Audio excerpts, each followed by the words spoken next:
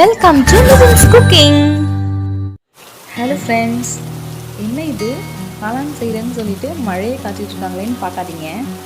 இந்த மாதிரி தாங்க செம மழை பெஞ்சிட்டு இருந்ததுங்க. அந்த டைமில் எனக்கு காளான் சாப்பிடணுன்னு ரொம்ப ஆசையாக இருந்தது. இந்த ரோடு கடையில் செய்கிறாங்கல்ல அந்த காளான் நான் ட்ரை பண்ணேங்க. எப்படி வந்திருக்குன்னு பாருங்கள் எவ்வளோ சூப்பராக வந்திருக்கு. சரியான டேஸ்ட்டுங்க இது. இந்த காளானை பார்க்கும்போதே நமக்கு கண்டிப்பாக சாப்பிடணும் போல் தோணுங்க.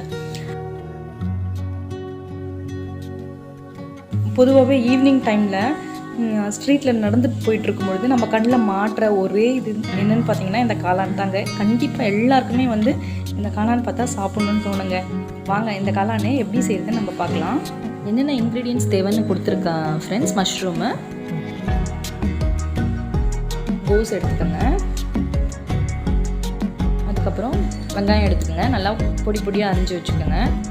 நெக்ஸ்ட்டு தக்காளி எடுத்து நல்லா மிக்ஸி ஜாரில் போட்டு பேஸ்ட் பண்ணி வச்சுக்கோங்க.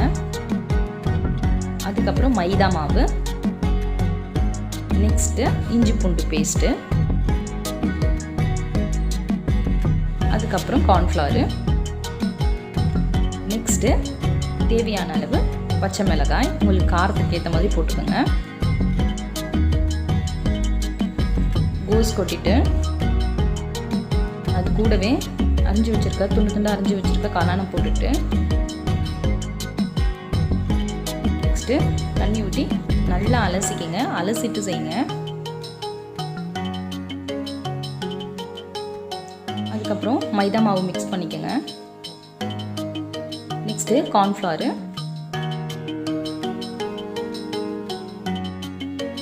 கொஞ்சமாக சால்ட் போட்டுக்கோங்க.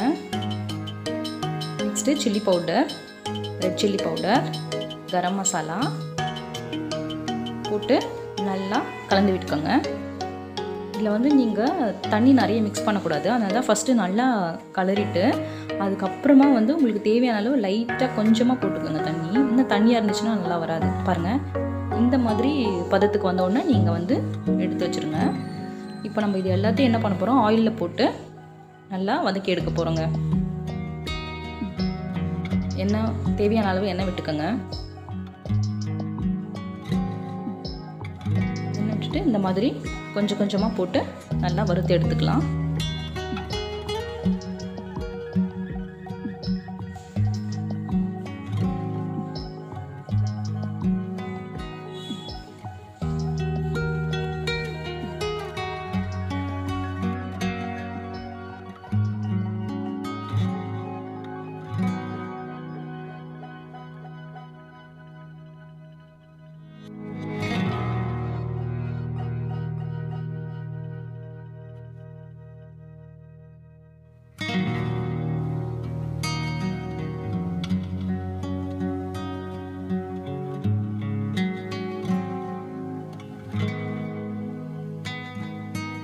பாருங்கள், இந்த மாதிரி நல்லா ப்ரௌன் ஆன உடனே இது எடுங்க. அப்போ தான் நல்லா வெந்திருக்கும், சாப்பிடும்போதும் நல்லாயிருக்கும். எல்லாமே ப்ரௌன் கலரில் இருக்கணும். ஓகே, எல்லாத்தையும் எடுத்துருங்க.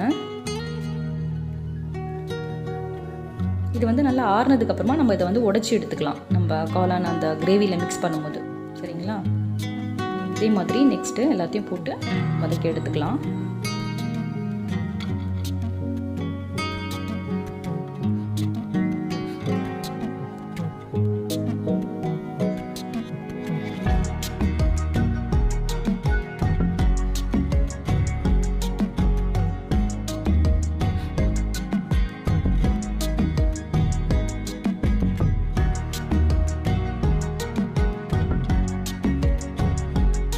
பாருங்கள், சூப்பராக ரெடி ஆகிடுச்சு. இதை நம்ம நல்லா தூளாக உடைச்சிட்டு நம்ம அந்த கிரேவியோட ஆட் பண்ணிக்கலாம். நெக்ஸ்ட்டு எண்ணெயில் வெங்காயம் போட்டு நல்லா வதக்கிக்கோங்க. கிரேவி செய்கிறதுக்கு கூட பச்சை மிளகாய் போட்டுக்கோங்க. இஞ்சி பூண்டு விழுது போட்டு நல்லா வதக்கிக்கோங்க.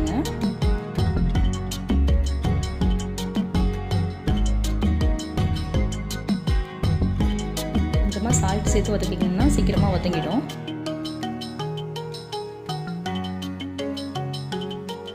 அதுக்கப்புறம் தக்காளி ஆட் பண்ணிக்கலாங்க. இந்த தக்காளி நம்ம முன்னாடி அரைச்சி வச்சுருக்கோம். அந்த தக்காளியை இது கூட சேர்த்துக்கலாம்.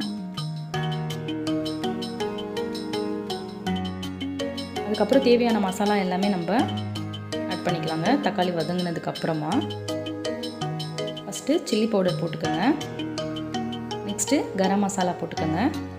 அதுக்கப்புறம் கலராக இருக்கிறதுக்காக நான் காஷ்மீரி சில்லி பவுடரும் ஆட் பண்ணுறேன். இதில் போட்டு நல்லா வதக்கிட்டே இருங்க. இதுக்கப்புறம் இது நல்லா வதங்கினதுக்கப்புறம் என்ன பண்ண போகிறோன்னா, நம்ம ஆல்ரெடி செஞ்சு வச்சுருக்க அந்த காளானை வந்து நல்லா உடைச்சி இதில் போட போகிறோம்.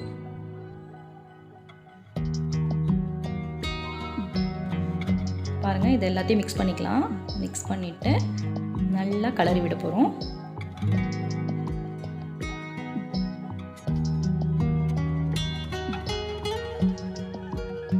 இது கூட வந்து நம்ம கார்ன்ஃப்ளவர் இருக்குல்ல, அந்த தண்ணியை வந்து ஆட் பண்ண போகிறோங்க. முன்னாடி கலந்து வச்சுருக்கேன் அந்த தண்ணி. இது போட்டிங்கன்னா அந்த கிரேவி வந்து நல்லா சூப்பராக வரும் உங்களுக்கு. கடையில் கிடைக்கிது பார்த்தீங்களா, அதே மாதிரி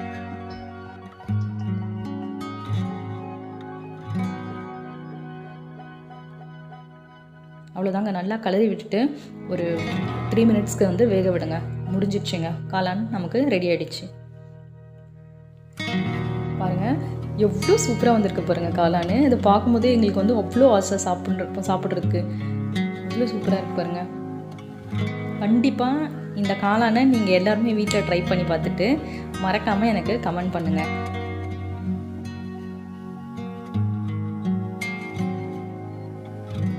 இந்த காளானை பார்க்கும்போது கண்டிப்பாக உங்களுக்கு எல்லாருக்கும் பிடிக்கும்னு நான் நம்புகிறேன். பாருங்கள், எவ்வளோ சூப்பராக இருக்குது.